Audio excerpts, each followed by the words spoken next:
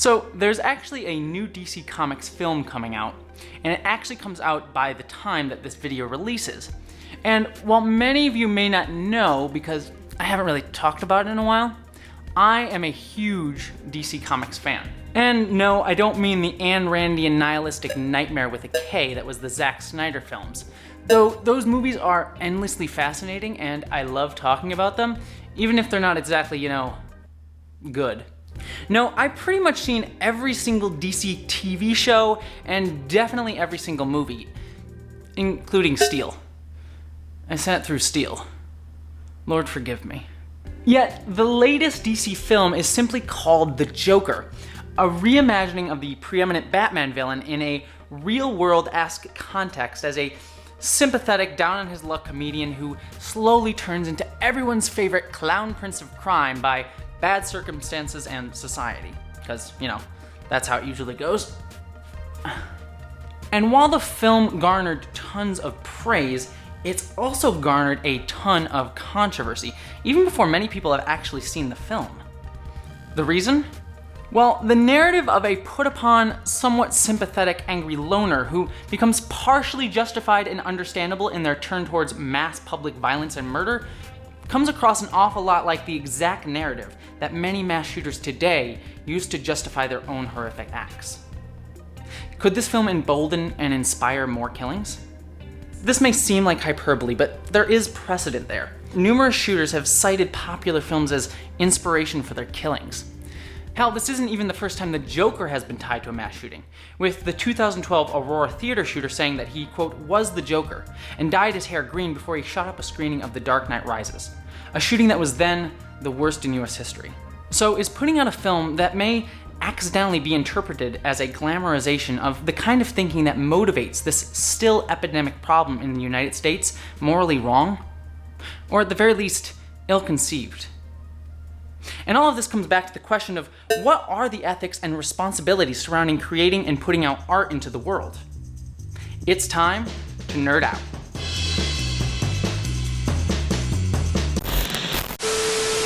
Can you introduce me as Joker? So before we talk about moral responsibility, the first thing we have to ask is, how is it possible for art to be misinterpreted? Because even without seeing the Joker film, I highly doubt the film is attempting to say that mass murder is justifiable. In fact, probably exactly the opposite. I mean, it's the Joker, for heaven's sakes. He's clearly a villain, and I doubt we're meant to interpret his actions as something we should do.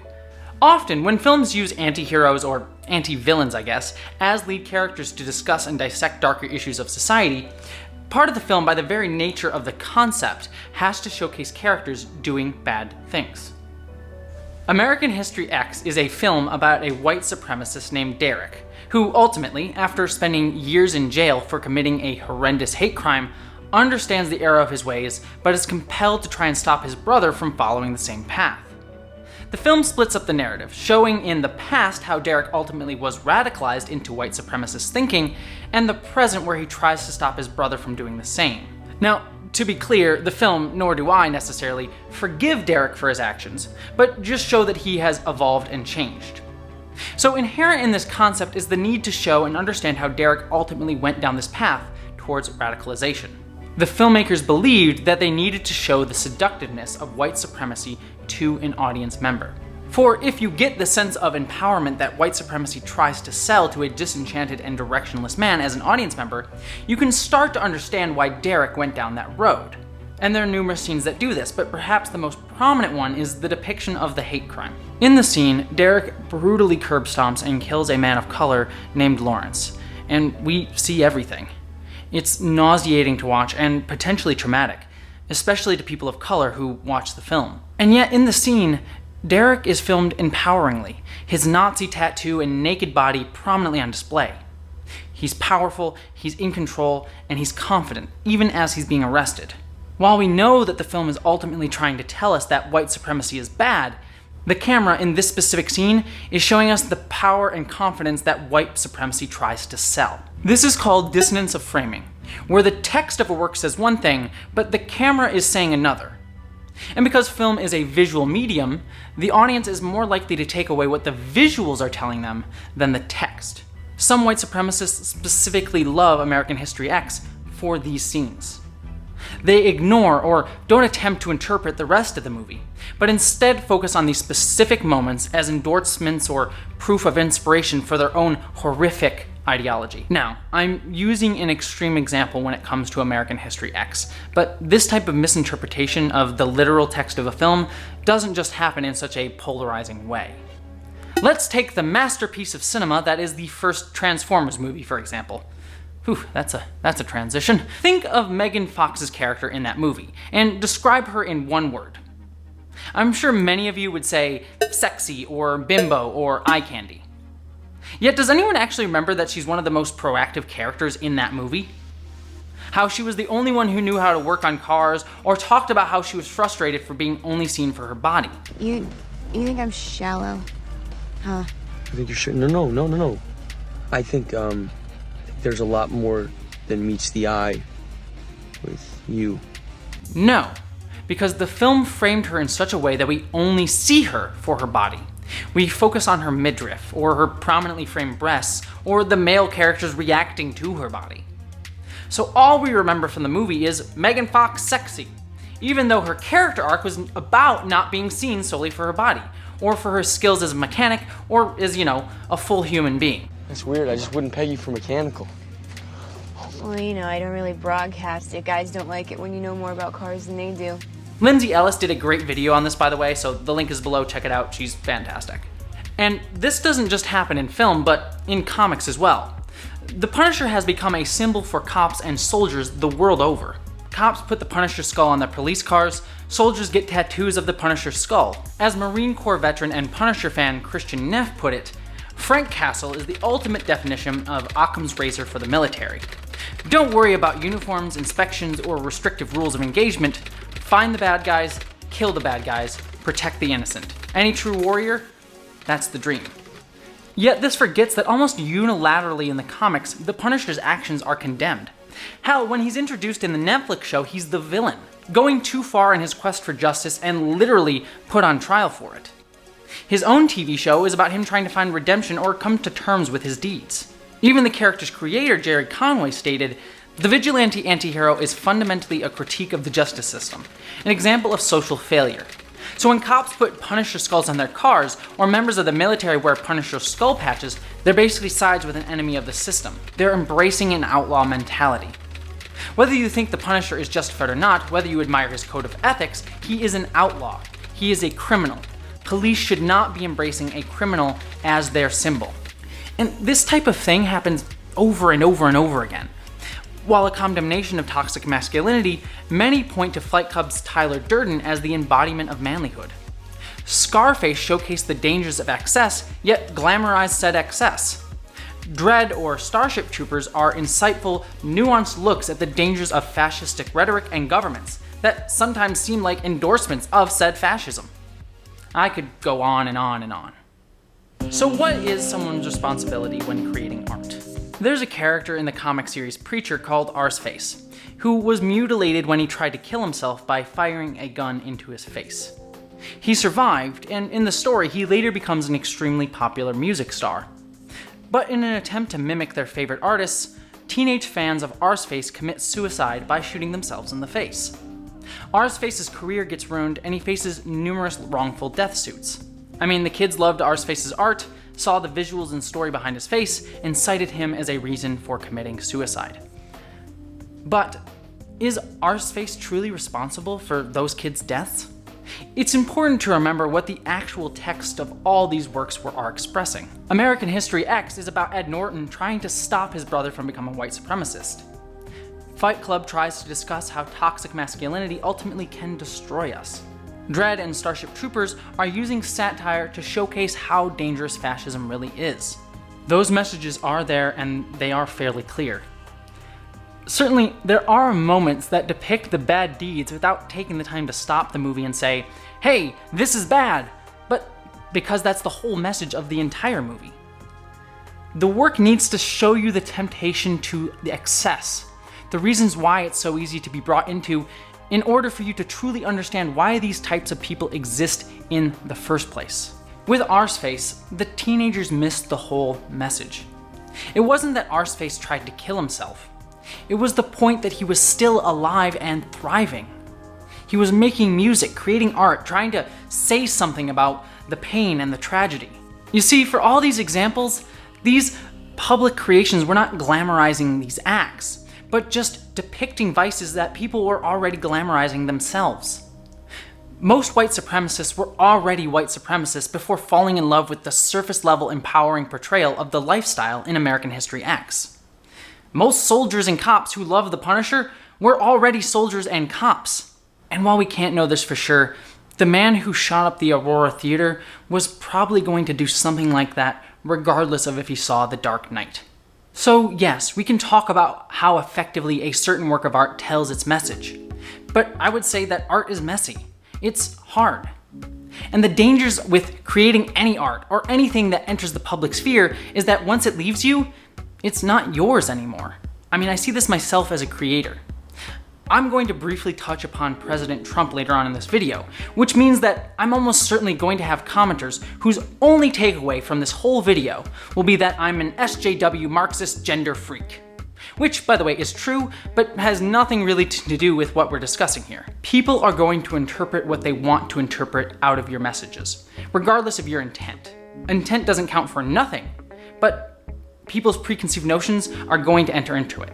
Yet, I don't think that's where we can end. Because yes, works like Joker, American History X, and others were just trying to honestly depict a situation and even speak out against it, to varying and arguable degrees of success. But that doesn't completely end the conversation about responsibility of a creator. Recently, the world's biggest solo YouTuber, PewDiePie, was going to donate $50,000 to the Anti-Defamation League, the ADL, a well-known organization that fights against the defamation of Jewish people. However, much of his fan base began to protest this donation. So PewDiePie announced that he was retracting the donation.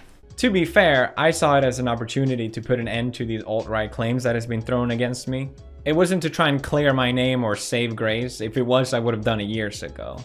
But after the Christchurch tragedy, I felt a responsibility to do something about it because it's no longer just about me.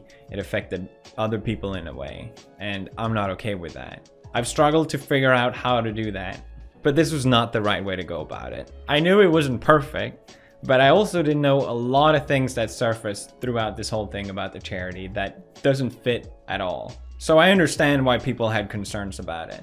And these are things that I would have known myself if I had just taken my time. This whole thing was planned during my wedding and the honeymoon, and 100 million was coming up as well, so it was all very rushed. It really doesn't feel genuine for me to proceed with a donation at this point, and I instead wanted to actually take my time, keep the intent that I had, but just doing it with the right charity and doing it properly. Now, these reasons taken at surface value could be seen as legitimate reasons.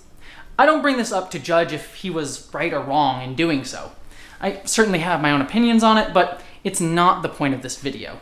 No, the reason this ties into our discussion is because PewDiePie has had numerous associations with anti-Semitism and racism in the past.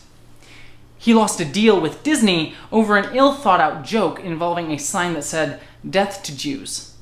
And he was several times caught saying the N-word while streaming video games. Both of these incidents have been argued as just ill-intentioned jokes. And again, I'm not here to determine that. It could have been intentioned, I don't know. But as a result of these instances, intentional or not, a certain part of his fan base does happen to be white supremacist or have white supremacist leanings. Not all of his fans, nor am I saying that you are wrong or bad for watching PewDiePie. But it can't be denied that some of his fans are far right leaning, and that his platform has inspired or influenced some of them. The Church Christ killer, who opened fire on 2 New Zealand mosques and killed at least 49 people, cited PewDiePie in his 87-page manifesto alongside Islamophobic and white supremacist views. When PewDiePie heard about this, he said he was, quote, sickened. As well he should be, and as well I would be if I heard the same thing. So clearly he knows about his connection, again, most likely unintentional connection, with white supremacists. So even though his reasons for retracting his ADL donation do have some legitimacy to them, it can't be denied that by retracting a donation to a Jewish-focused charity does have implications to it. Implications that could signal to his far-right audience members that he supports them. Again, this will definitely be a misinterpretation of PewDiePie's decision, but it's what undoubtedly will happen. And what's more, in the video where he announced he was rescinding the donation, he wears a brand of shirt called Vitamins, which has a symbol on the neck that looks like an iron cross, a Nazi symbol. But clearly, PewDiePie is aware that there is a certain segment of his audience that is prone to support anti-Semitic, racist, and Islamophobic ideas. So, by rescinding the donation, and what's more, wearing a symbol that even looks like an iron cross in his videos, comes across with clear potential ramifications. PewDiePie ultimately is just a guy who wants to make videos about video games. And I don't think he really has a higher political or social intention other than just being an entertainer. But does that devoid him of the responsibility to be aware of how his actions come across? Especially because he clearly knows that these actions have had a certain interpretation and actions in the real world and could come across as endorsing anti-Semitism, even if that's not his intention at all. He is the man with the most powerful platform on YouTube. So does that come with a larger responsibility to be precise with your content? To use an even more extreme example, some have made the connection between President Trump's continued emboldening and lack of condemnation of white supremacy with the rise of hate crimes within the United States. Does Trump bear some responsibility for that rise, even though he's not the one committing said hate crimes? Some would argue that because Trump has been told over and over and over again that saying certain things can embolden those who would commit those hate crimes, and yet he still refuses to stop, then yes, he does bear some responsibility for them. He knows the power of his platform, he knows the effects his words can have, and yet he doesn't change them. And I'm not talking about what his intentions may or may not be, just what he's done and how people react to them. Now, to be fair, art and politics are different and do come across with different responsibilities and levels of platform. But I think it illustrates how when you have a platform that is large enough, what you say can have tangible effects. And the example of PewDiePie shows that while you certainly can't control every interpretation of your work, nor should you be held accountable for the actions taken by those who watch your work, perhaps you do bear some responsibility to try to at least understand the power of your platform and try to be as clear as possible with what you're trying to say. And all of that tempered with the fact that learning how to say something as an artist, what works and what doesn't, and how people interpret you, takes time to learn. No artist, even the best artist, is able to control exactly how their work is interpreted. And that's part of the fun and joy of art, but it's also part of the danger.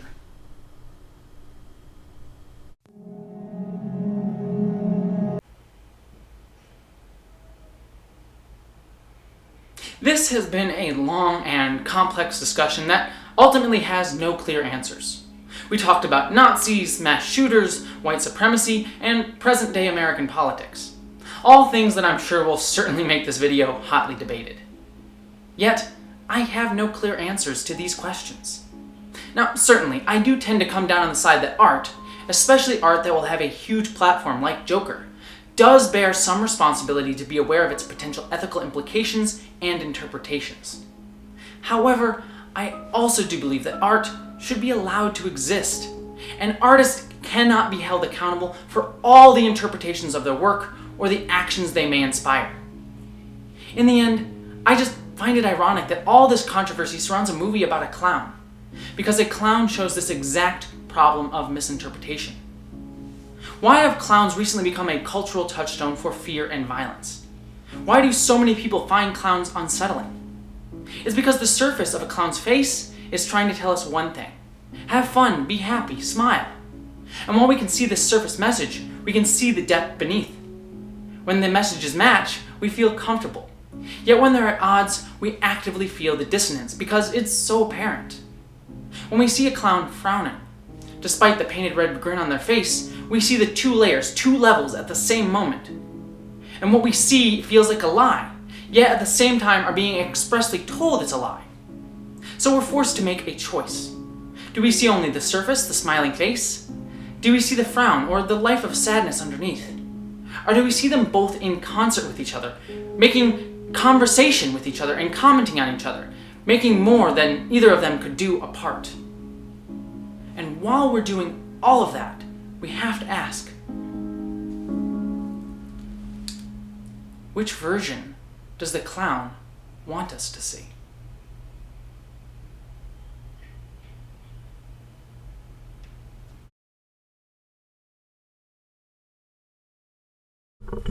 Rolling. Alright, well, I hope you guys enjoyed that video. It was, I don't want to say fun, because this one kind of touched upon a lot of harder topics than I'm used to, but I thought it was something really important and was kind of in the zeitgeist at the moment that we should all be talking about. So, if you like this video and want more like it, and I do videos like this each and every Friday, please give my channel a subscribe. And if you want to help make these videos even better, please give to my Patreon page. It really helps me pay the bills, helps me make these videos up in scale and quality, and also starts contributing to my hope and desire to start doing this as a full-time gig. So if you can give to my Patreon, that would mean a lot to me, just like these fine folks whose names are at the bottom of the screen. Thank you to all of you for donating. It means the world to me. And I also want to give a cool shout out to two of my friends who helped make this video. Jake McAuliffe, who is right here holding the boom. You can't see him in camera. And Jake Plumeri. How do I say your last name? Plumeri. Jake Plumeri. I said it right the first time. They're two wonderful friends, and I also would like to say that I helped DP my friend Jake's film. It was a really, really awesome music video. I'm going to have the link to it right over here and down in the description. So if you want to go and check that out, a project that we made together that is really awesome, and I'm really excited about, go check it out. But after all of that, no matter what, thank you for watching this video, and until next time, live long and prosper.